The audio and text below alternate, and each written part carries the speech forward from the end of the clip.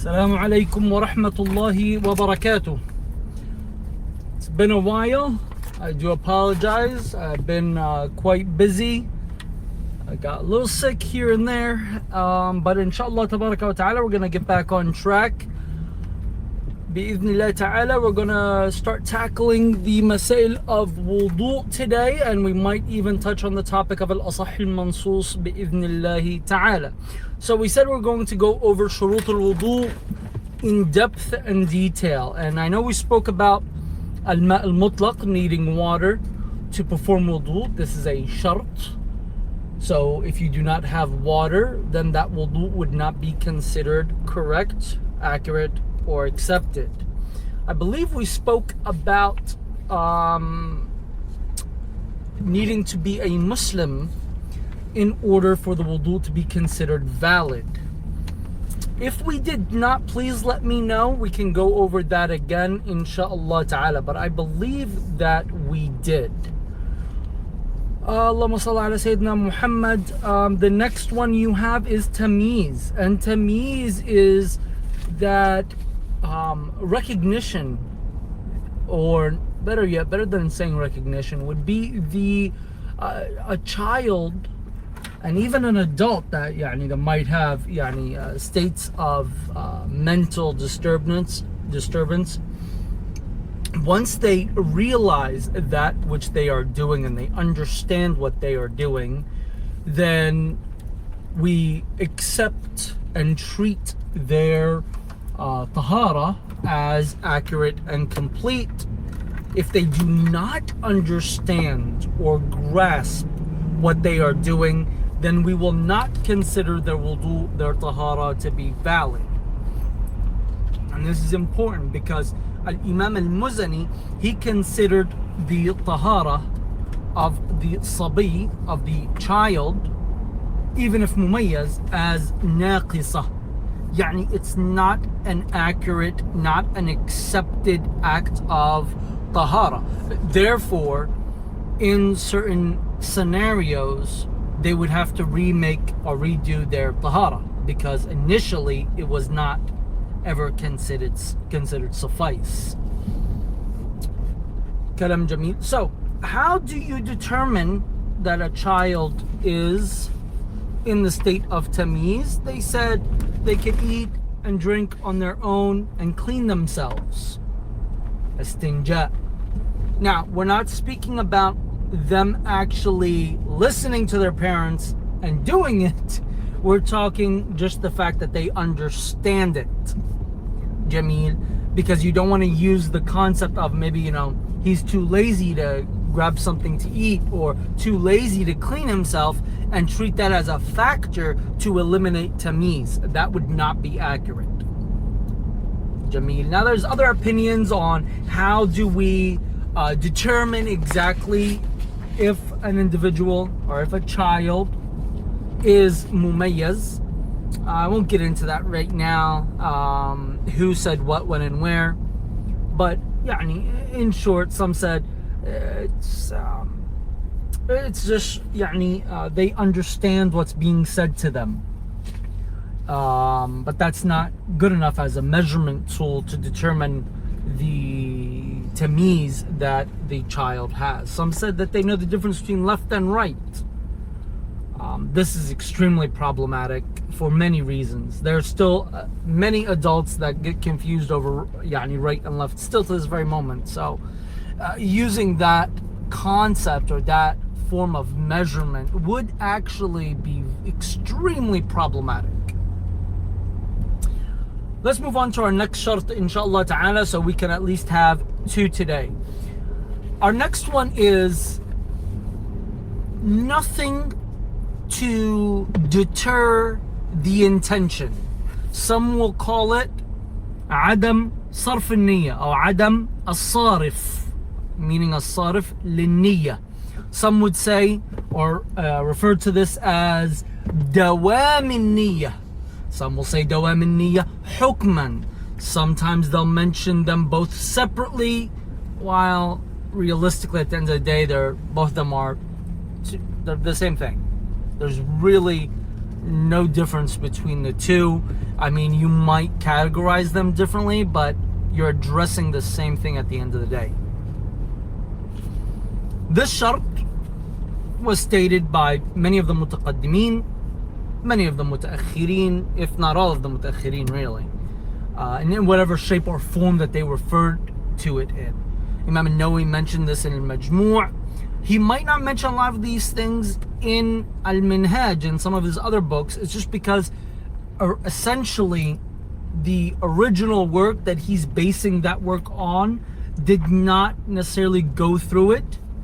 Also, Imam al-Kurdi has an amazing work on this matter, and it's more to address the shurut of wudu of Minhaj. Before Imam al-Kurdi, Imam al-Samhudi, he initiated that concept, that idea of addressing why weren't the shurut of wudu mentioned in Minhaj. And both of them come to an agreement overall that a lot of them are technically already mentioned throughout the chapter of Tahara, and it's understood in the wording. So you really don't have to argue or state or assume that they're not included. They are. They were just not worded out separately from the text overall.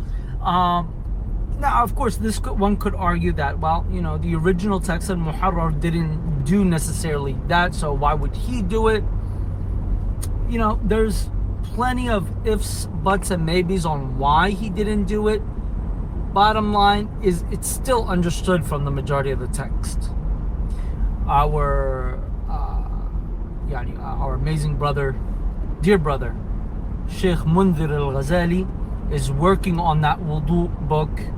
And remember that name, brothers and sisters. Remember that name, Sheikh Mundhir al-Ghazali.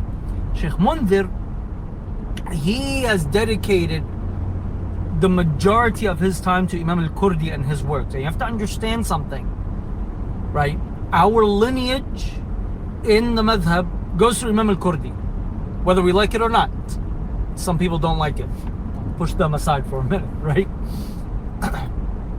This is the reality. Imam al-Kurdi is one of those final legendary scholars. What do I mean by legendary? I'm not trying to speak like in comics and that kind of concept or toys. No.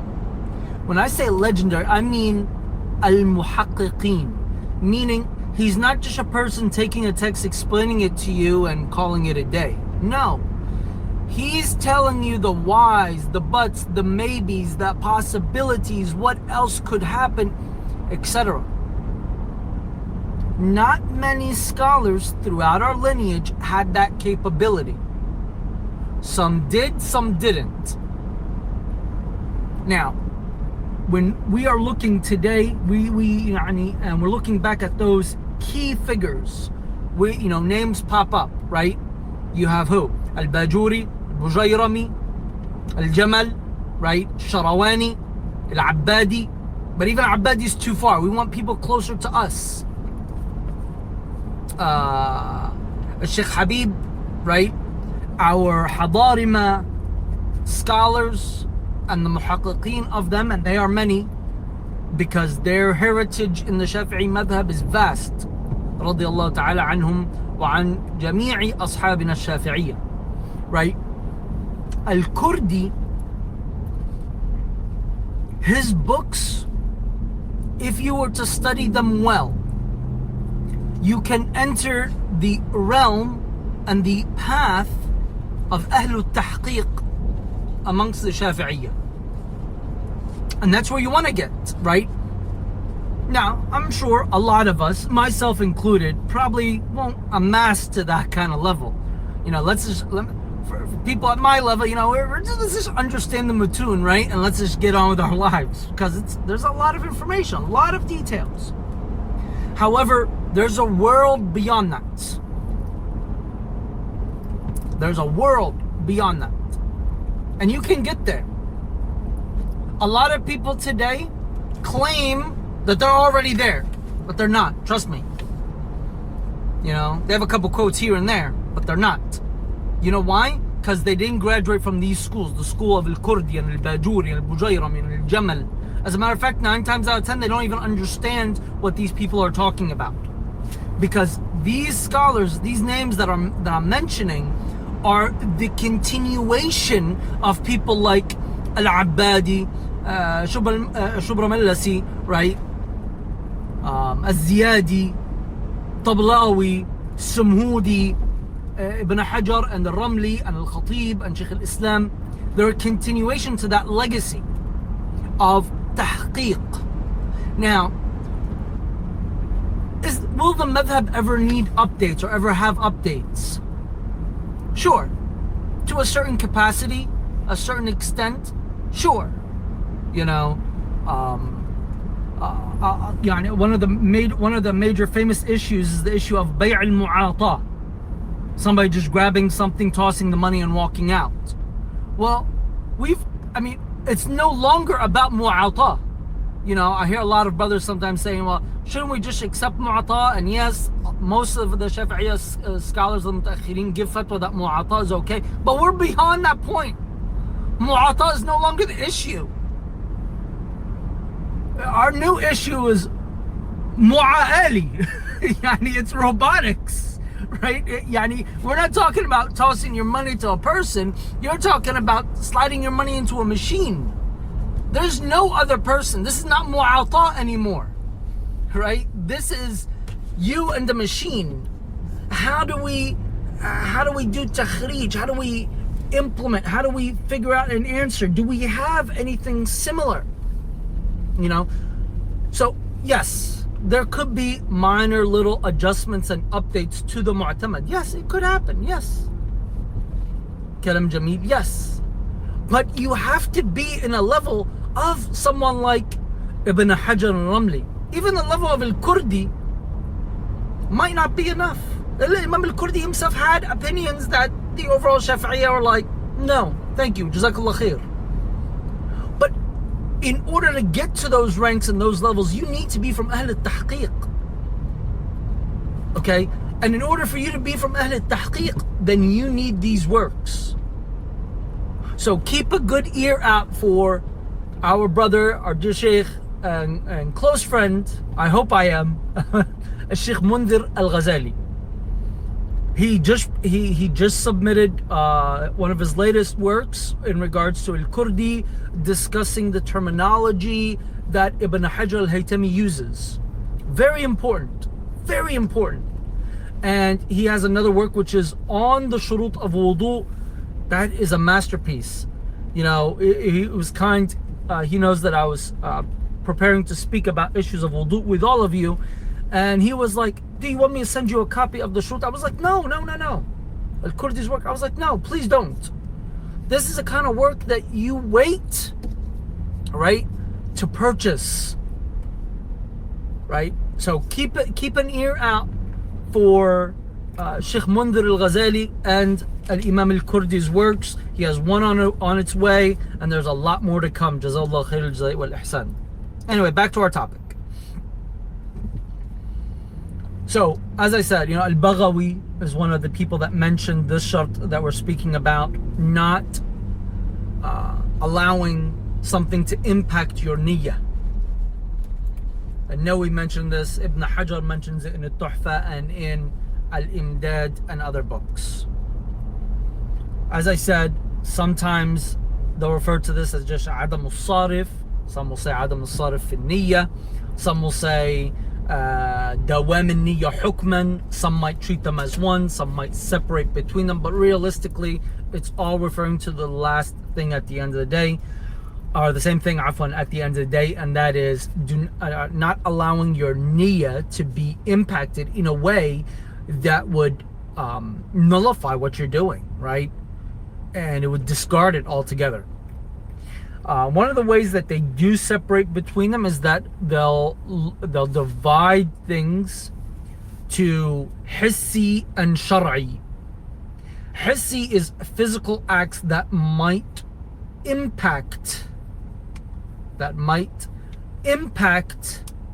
hukm, while shar'i might be such as changing your niyyah. So it's not necessarily a physical thing, but it's something that's happening in your heart that impacts your niyyah. And we'll have a whole section, inshallah, when we're done the shurut about the niyyah. And I'll go over basically every single scenario ever mentioned in any Shafi'i fiqh book ever, inshallah ta'ala. Now, when we say changing or something to impact your niyyah, something to impact your niyyah. If you just simply forget your niyyah after you've started washing your face, there's no harm there. There's no harm there. Jameel. But if you disrupt your niyyah in its entirety, meaning do something to stop it from being effective, in the middle of you doing wudu, okay, then if you continue to wash, that continuation would be not valid. So let's examples, right? Because examples really help us understand. So you make your intention to make wudu, and you started making wudu, and you're in the middle of making wudu. And then you say in your niyyah, I don't want to make wudu anymore. I'm not making wudu for anything anymore. Okay, so you just eliminated the niyyah that you originally had. Now, whatever you're to do following that point would not be accepted.